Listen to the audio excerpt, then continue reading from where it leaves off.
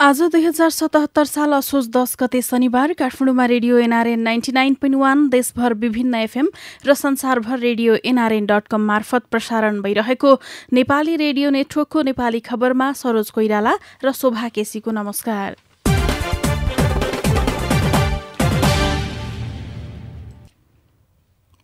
मन्त्री परिषद छिट्टै पुनर्गठन गर्ने प्रधानमन्त्रीको सन्देश, बजार यात्रा र वितरणमा सुशासनको समस्या, एसिड च्याप्टालाई कारबाही गर्न 6 ऐन हेरफेर, लोकसेवाका सबै परीक्षा धमाधम हुँदै लगायतका खबर आजका पत्रपत्रिकाको अघिल्लो पृष्ठमा छापिएका छन्। राजधानी दैनिकमा छापिएको जुम्लीले भने कपडासँग गहुँ सार्छौं शीर्षकको खबरलाई हामीले आजको खास खबर बनाएका छौं। जुम्लाको भेरी खोलाको गहुँ स्वादिष्ट हुने हुँदा मंसिर महिना लाग्न साथ व्यापारीहरू कपडा लिएर गाउँ गाउँ पुग्छन्। हरेक वर्ष चिसो हिउँद कटाउने लुगा गहुँसँगै साट्ने गरिएको तातो पानी साथ ताम्तेकी मगी राउतले बताइन्। छोराछोरीलाई कपडादेखि महिलालाई धोती, चोलो, जुत्ता, कम्मल लगायतका सामान गहुँसँग साट्ने गरिएको उनले जानकारी दिइन्। गहुँ बाहिर निर्यात गर्न भने नसकिएको तातोपानी साथका वडा अध्यक्ष मकर बहादुर रावतले जानकारी दिएका छन्। पुर्खौंदेखि गहुँ उत्पादनमा आत्मनिर्भर भेरी खोलाले आफ्नो वर्चस्व गुमाएको छैन। तातोपानी गाउँपालिका साथ ताम्तीका स्थानीय बिरजिते रावतका अनुसार भेरी खोलाका दर्जनौं गाउँ गहुँमा आत्मनिर्भर छन्। अहिले प्रत्येक घरमा 7देखि 12 क्विन्टलसम्म गहुँ उत्पादन भएको छ। उनले भने गहुँ उत्पादनमा अरू बाली जस्तो दुःख पनि हुँदैन। मकै, कोदोलाई जस्तो यसमा गोडमेलको आवश्यकता पनि नपर्ने उनले बताए। तातोपानी साथ 12 गाउँकी गोरीकला रावतको घरमा पनि यस वर्ष 8 क्विन्टल गहुँ उत्पादन भएको छ। न हामी बजारको आटाको रोटी खान्छौं, न वर्षौं थन्किएका उसिनेका चामलको भात खानु परेको छ। उनले भनिन्, वर्षभरि पुग्ने गहुँ छुट्याए बचेको मार्सी धानसँग साट्छौं। भेरी खोला क्षेत्रका सर्मी, सुर्की, ताम्ती, मछालदेउ, बारागाउँ, टोप्ला, थलाले लगायतका दर्जनौं गाउँ गहुँ उत्पादनमा अब्बल छन्। नेपाली रेडियो नेटवर्कको नेपाली खबरमा अब पहिलो पृष्ठका खबर। नयाँ पत्रिकाले मन्त्री परिषद पुनर्गठन छिट्टै गर्ने प्रधानमन्त्रीको सन्देश शीर्षकमा खबर छापेको छ। प्रधानमन्त्री केपी ओलीले मन्त्री परिषद पुनर्गठन चाँडै गर्ने संकेत गरेका छन्। पार्टी सचिवालय बैठक र अध्यक्ष पुष्पकमल दाहाल प्रचण्डसँगको लगातार छलफलपछि प्रधानमन्त्री ओलीले पछिल्लो मन्त्री परिषद बैठकमै पुनर्गठनको समयसीमाबारे सन्देश दिएका छन्। शुक्रबार साँझ बालुवाटारमा बसेको बैठकमा प्रधानमन्त्री ओलीले मन्त्रीमण्डलका केही सदस्यको विदायी हुन थालेको संकेत गर्दै त्यसका लागि मानसिक रूपमा तयार रहन सन्देश दिएका छन्। बैठकमा ओलीले पार्टीमा छलफल चलिरहेकाले आफ्नो टिममा रहेका सदस्यमध्ये कतिपयलाई विदायी गर्नुपर्ने र कतिपय चाहिँ साथमै रहनुपर्ने स्थिति आउन सक्ने भन्दै मन्त्री परिषद पुनर्गठन विलम्ब नगर्ने प्रष्ट सन्देश दिएको एक मन्त्रीले बताए। सामान्यतया मन्त्री परिषद बैठकबारे पहिल्यै मन्त्रीहरूलाई एजेन्डाबारे जानकारी गराउने गरिए पनि पछिल्लो बैठकको एजेन्डाबारे भने अवगत गराइएको थिएन। शुक्रबार साँझ 5 बजेबाट 3.5 घण्टा मन्त्री परिषद बैठक बसेको थियो। यसैबीच प्रधानमन्त्री ओलीले मन्त्रीहरूसँग भने कतिपय साथीलाई क्याबिनेटको यो भेटघाट र बैठक अन्तिम पनि हुन सक्छ भन्दै नयाँ पत्रिका अगाडि लेख्छ। पार्टीभित्रको पछिल्लो छलफल र कुराकानीबारे तपाईहरू पनि जानकार नै हुनुहुन्छ। अब केही साथी बस्नुपर्ने वा टिममै रहनुपर्ने, कतिपय साथी छुट्टिनुपर्ने पनि हुन सक्ने भएकाले कतिपयलाई क्याबिनेटको यो भेटघाट र बैठक अन्तिम पनि हुन सक्छ। 3 विश्वविद्यालयका उपकुलपति नियुक्तिमा सहमति भन्दै नयाँ पत्रिकाले अगाडि लेखेको छ। नेपाल संस्कृत विश्वविद्यालय दाङमा यादव प्रकाश लामिछाने तथा कृषि र वन विश्वविद्यालय चितवनमा डाक्टर पुण्य रेग्मीलाई उपकुलपति नियुक्त गर्ने समझदारी, उनीहरू दुवै नेकपा निकट हुन्। त्यस्तै पोखरा विश्वविद्यालयमा भने प्राध्यापक डाक्टर प्रेम नारायण अर्याललाई नियुक्त गर्ने समझदारी भएको छ। कांग्रेस सभापति शेरबहादुर देउवासँग छलफलपछि अर्याललाई नियुक्त गर्ने सहमति बनेको हो। मन्त्री परिषदका निर्णय हुने।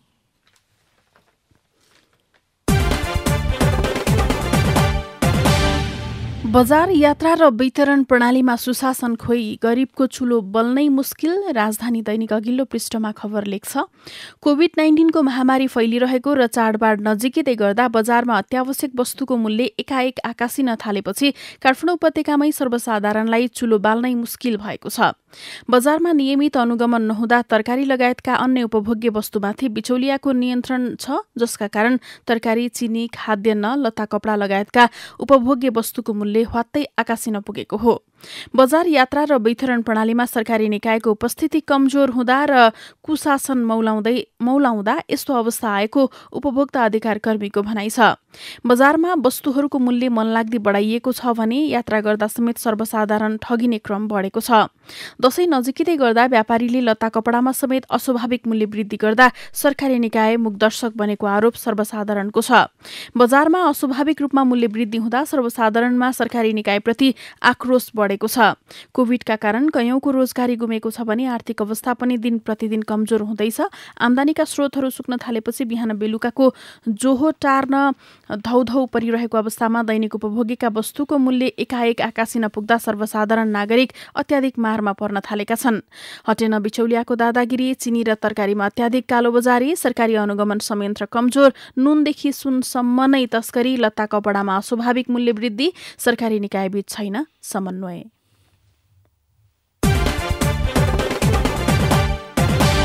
एसिड छ्याप्नेलाई कारबाही गर्न 6 ऐन हेरफेर शीर्षकमा कान्तिपुर दैनिकले खबर लेखेको छ।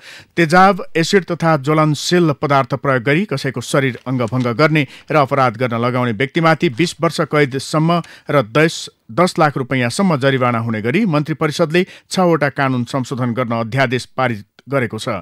मुलुकी अपराध संहिता 2074 मा भएको एसिडजन्य अपराध संलग्नलाई अधिकतम 8 वर्ष कैद र 5 लाखसम्म जरिवाना हुने व्यवस्था संशोधन गरी कठोर प्रावधान सहित अध्यादेश तयार गरिएको हो। बिहिबार साँझ बसेको मन्त्री परिषद बैठकबाट पारित फौजदारी कसुर तथा फौजदारी कार्यविधि सम्बन्धी केही ऐन संशोधन गर्ने अध्यादेश 2077 ले 6 वटा ऐनका एसिड अपराध सम्बन्धी कसुर र सजायका प्रावधान हेरफेर गर्नेछ।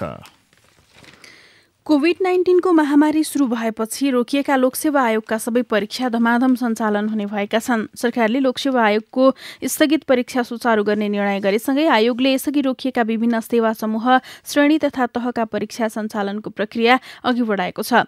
कोरोनाका कारण 10,000 बढी पदमा परीक्षा हुन सकेको थिएन। लोकसेवा आयोगका सूचना अधिकारी देवी प्रसाद सुवेदीले गत वर्ष रोकिएका शाखा अधिकृत र नायब सुब्बाको दोस्रो चरणको परीक्षा सुचारू गरिने जानकारी दिए।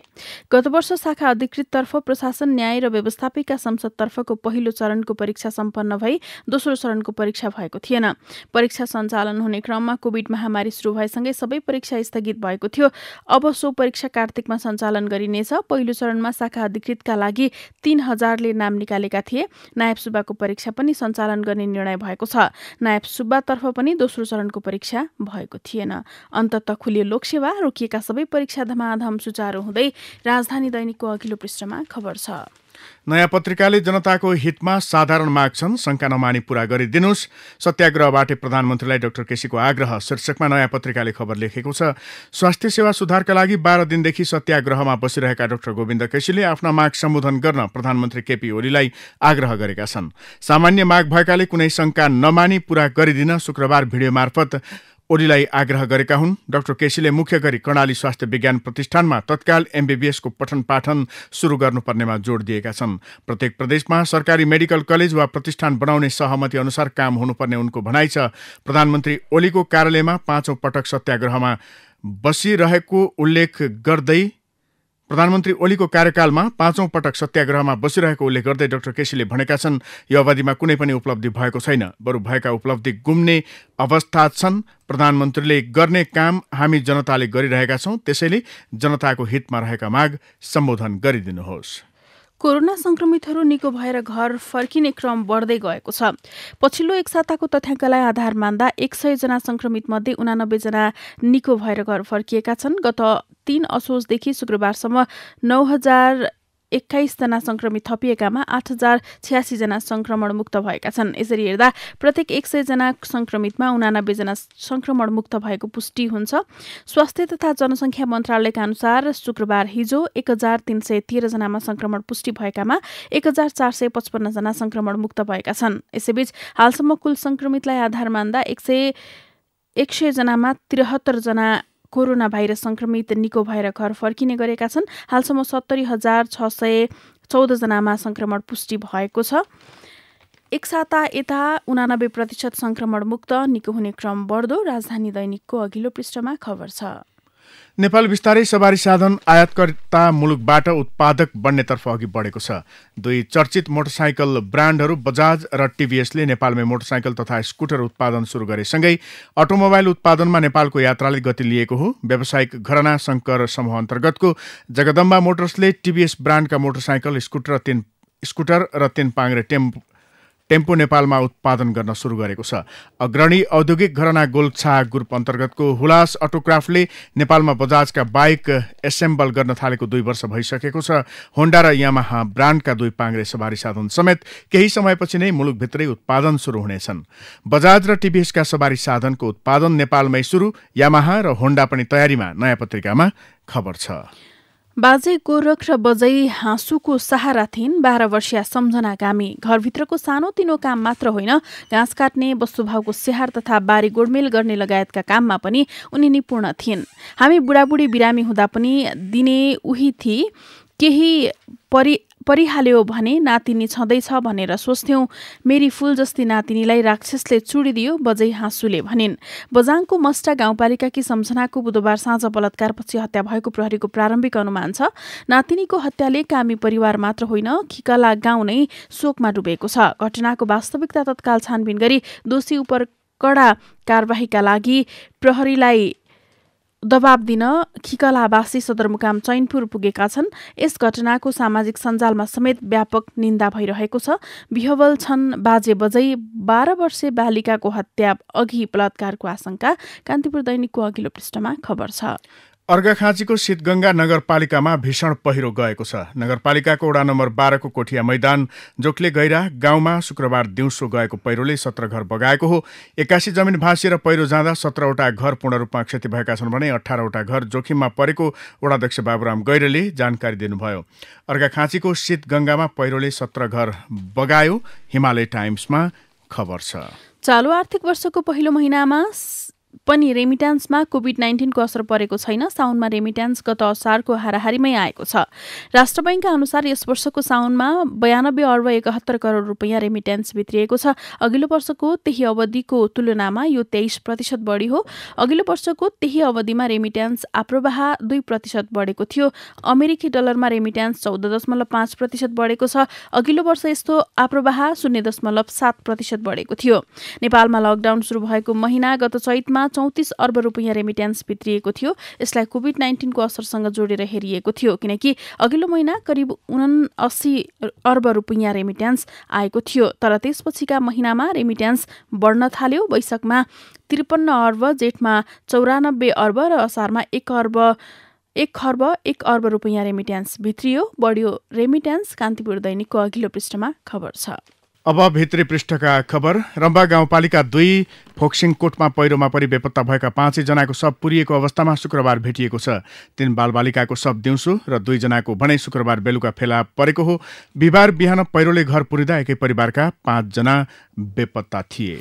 खोटाङमा विभिन्न राजनीतिक दलका नेताहरूले ठूलो संख्यामा भेला गर्ने, सभा समारोह गर्ने क्रम नरोकिएपछि कोभिड-19 संक्रमणको जोखिम बढेको छ। लकडाउन खुल्नुका साथै व्यापार, व्यवसाय, होटल, रेस्टुरेन्ट, लामो दूरीका सवारी साधन सञ्चालनमा आए पनि सरकारले सबै प्रकारका सभा समारोह भेलामा रोक लगाएको छ। तर राजनीतिक दलका नेताहरू नै मास्क समेत नलगाई पार्टीका कार्यक्रम आयोजना गरिरहेकाले संक्रमणलाई नै निम्तो दिए जस्तो देखिएको हो। वैदेशिक रोजगारीमा रहेका श्रमिकको उद्धारलाई सहज नबनाउँदा भिसा अवधि सकिएका 2 लाखभन्दा धेरै श्रमिक स्वदेश फर्कन पाएका छैनन्। खाडी र मलेसियाका मुलुकमा भिसा अवधि सकिएका श्रमिकहरू ओभरस्टेको चर्को जरिवानामा पर्न थालेका छन्। मानवाधिकार आयोगको अध्ययनले प्रतिदिन 1500 श्रमिकको भिसा अवधि सकिन्छ। रोटरी इन्टरनेसनल डिस्ट्रिक्ट 3292 नेपालले बासु रोटरी भोकेसनल सुशासन अवार्ड रोटरी वर्ष 2019-20बाट चर्चित पत्रकार अजयबाबु शिवाकोटीलाई पुरस्कृत गर्ने भएको छ। सुशासनका क्षेत्रमा क्रियाशील व्यक्ति तथा संस्थालाई दिइने 10 लाख राशिको अवार्ड यस वर्ष खोजी पत्रकारितामा संलग्न पत्रकारहरूलाई दिने निर्णय भएको रोटरीले जनाएको छ। सुपुरस्कार महाराकाण्ड, बास्कोटा काण्ड लगायत दर्जनौं प्रभावशाली समाचार लेखेर चर्चामा रहनुभएका हाम्रा कुरा.com का प्रधान सम्पादक शिवाकोटी र आर्थिक दैनिकका सम्पादक प्रहलाद रिजाललाई प्रदान गरिने भएको हो। स्वतन्त्र पत्रकारिताको माध्यमबाट खोजमूलक, अनुसन्धानात्मक सूचना समाचार प्रकाशित तथा तथा प्रसारण गरी देश र जनतालाई सुसूचित बनाउनुका साथै सुशासन स्थापनामा महत्त्वपूर्ण भूमिका निर्वाह गरेकाले उहाँहरूलाई प्रोत्साहन गर्न यस वर्षको अवार्ड प्रदान गरिने भएको Rotary International District 3292 district governor 2019-20 Kiranlal श्रेष्ठले जानकारी दिनुभयो। यसै वर्षदेखि प्रदान गर्न सुरु गरिएको बासु रोटरी भोकेसनल सुशासन अवार्ड प्रत्येक 2 वर्षमा प्रदान गरिने श्रेष्ठले बताउनुभयो। Rotary club of L Patan ललितपुरका संस्थापक सदस्य तथा पूर्व अध्यक्ष सुरेन्द्र गोविन्द जोशीले आफ्नो र आफ्नो श्रीमती बद्री लक्ष्मी जोशीको नाममा अवार्डको स्थापना गर्नुभएको हो। त्यसैगरी रोटरी जर्नो अवार्ड पत्रकारिता पुरस्कार रोटरी वर्ष 2019-20 का लागि प्रत्येक प्रदेशबाट एक जना गरी 7 जनालाई छनौट गरिएको छ। जनकपुरको रेलवे प्लेटफर्ममा असोज 2 गते सर्वसाधारणको भिड थियो। भारतबाट आउँदै गरेको रेल हेर्न उनीहरू बिहान सबेरैदेखि जम्मा भएका थिए। दिउँसो 2वटा रेल हर्न बजाउँदै आउँदा सबै दङ्ग परे, ताली बजाएर स्वागत गरे। रेलसँग फोटो खिच्न तछाड मछाड चल्यो। अब नेपालको आफ्नै रेल नियमित चल्ने भयो भनेर मुलुकभर खुसी सञ्चार भयो। तर रेल त्यसै दिनदेखि थन्किए, तयारी बिना रेल ल्याउँदा थन्किएको हो। उता कोरोना महामारी अघि हवाई पर्यटन मात्रै केन्द्रित नेपाली वायु सेवा कम्पनीहरूले यति बेला आन्तरिक पर्यटन बजार चलायमान बनाउन सगरमाथा आधार शिविरदेखि कर्णालीको रारासम्मका टुर प्याकेज ल्याएका छन्। कोभिड-19 कै महामारीका बेला बुद्ध एयरबाट सुरु भएको टुर प्याकेज घोषणा गर्ने क्रम यति समिट एयर हुँदै बिहिबार संस्कृति पर्यटन तथा नागरिक उड्डयन मन्त्रालयमा आइपुगेको छ। अब विदेशका खबर। रुसी राष्ट्रपति भ्लादिमिर पुटिनले शुक्रबार अमेरिकासँग सूचना तथा सञ्चार प्रविधिमा घनिष्ठ सम्बन्ध स्थापनाका लागि आग्रह गरेका छन्। उनले रुस र अमेरिका दुवैले निर्वाचनमा पारस्परिक अहस्तक्षेपकारी भूमिकाका लागि आग्रह गरेका छन्। रुसी प्रशासन केन्द्र क्रेमलिनका अनुसार पुटिनले देशहरूलाई एकअर्काको आन्तरिक मामिलामा निर्वाचन लगायत सूचना र सञ्चार प्रविधिको प्रयोग सहित गैर हस्तक्षेपको ग्यारेन्टी आदान प्रदान गर्न र यस क्षेत्रका सम्बन्धहरूलाई पुनः स्थापित गर्न आग्रह गरेका हुन्। अब खेल र खेलाडीका खबर। नेपाली लेग स्पिनर सन्दीप लामिछाने आबद्ध दिल्ली क्यापिटल्सले युएईमा जारी 13औं संस्करणको इन्डियन प्रिमियर लिग आइपीएल टी20 क्रिकेटमा लगातार दोस्रो जित निकालेको छ। गैराती भएको खेलमा चेन्नई सुपर किङ्सलाई 44 रनले पराजित गर्दै दिल्लीले लगातार दोस्रो जित निकालेको हो। दुबई अन्तर्राष्ट्रिय क्रिकेट स्टेडियममा दिल्लीले दिएको 176 रनको लक्ष्य पछ्याएको चेन्नईले 20 ओभरमा 7 विकेट गुमाएर 131 रन मात्रै बनाउन सक्यो। कला र साहित्यका खबर। चलचित्र प्रदर्शनका लागि सिनेमा हल कहिलेबाट खुल्ने भन्ने टुङ्गो छैन। महामारीको रूप लिँदै गरेको कोरोना भाइरस कोभिड-19 बाट अहिले नेपाली चलचित्र उद्योग पूर्ण प्रभावित छ। तर गत साताबाट लकडाउन खुकुलो भएसँगै चलचित्र कर्मीहरू यति बेला चलचित्रको निर्माण तयारीमा जुट्न थालेका छन्। केही चलचित्रले मुहुर्तसँगै छायाङ्कन समेत सुरु गरिसकेका छन् भने केही चलचित्रको दशैंपछिबाट छायाङ्कनको तयारी हुँदैछ। अब विचार विश्लेषण। आजको कान्तिपुर दैनिकका लागि सजना बराल युट्युबमा के हो शीर्षक दिएर आफ्नो विचार लेख्नुहुन्छ। युट्युबबाट सही सूचना सम्प्रेषण गर्ने काम हुन्छ भने सो काम गर्ने व्यक्तिलाई पत्रकार मान्न कुनै अप्ठ्यारो मान्नु पर्दैन, मानिँदैन। उसले खुबै भलाद्मी भएर आफूलाई युट्युबर हुँ भने पनि दुनियाँले नै उसलाई त पत्रकारै होस् भनिदिन्छ। तर हाम्रो सन्दर्भमा कुरा गर्ने हो भने चाहिँ यहाँ रमाइलो चलिरहेको देख्छु म। युट्युबका लागि खटिने एउटा समूहले आफूलाई पत्रकार बताउँदा पत्रकार जमात खितखित हाँसिरहेका छन् भने तिनले आफूलाई युट्युबर बताउँदा युट्युबरहरू नै लाजमर्दो मानेर आफूलाई अर्थकै नामले चिनाउन थालेका छन्।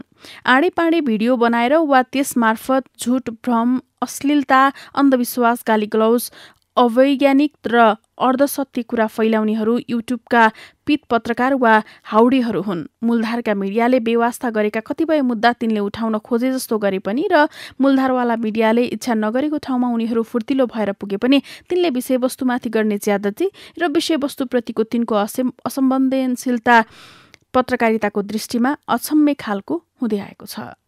लकडाउन एक्सप्रेसन रवि मिश्रको विचार नयाँ पत्रिकामा छापिएको छ।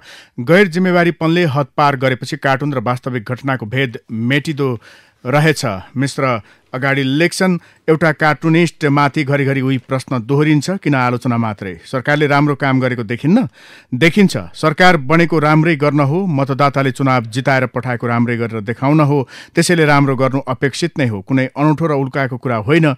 गर्नै पर्ने कुरा गर्दा प्रशस्ति गाइरहनु पर्ने, उठाइरहनु पर्ने कुरा होइन। उठाउनै परे पनि सरकारको आफ्नै आवाज ठुलो छ, उठाउनु पर्ने सानो र शून्य आवाज भएकाहरूको आवाज हो। राम्रो काम भएन, नराम्रै भयो भने चाहिँ यो आश्चर्य र अनौठो हो। उठाउनु पर्ने कुरा यही हो। हवस् त अहिलेको नेपाली खबर यति नै। नेपाली रेडियो नेटवर्कमा यसपछि पत्रकार ऋषि धमलाको साथमा नेपाली बहस सुन्न सक्नुहुनेछ। नेपाली रेडियो नेटवर्क सुन्दै गर्नुहोला।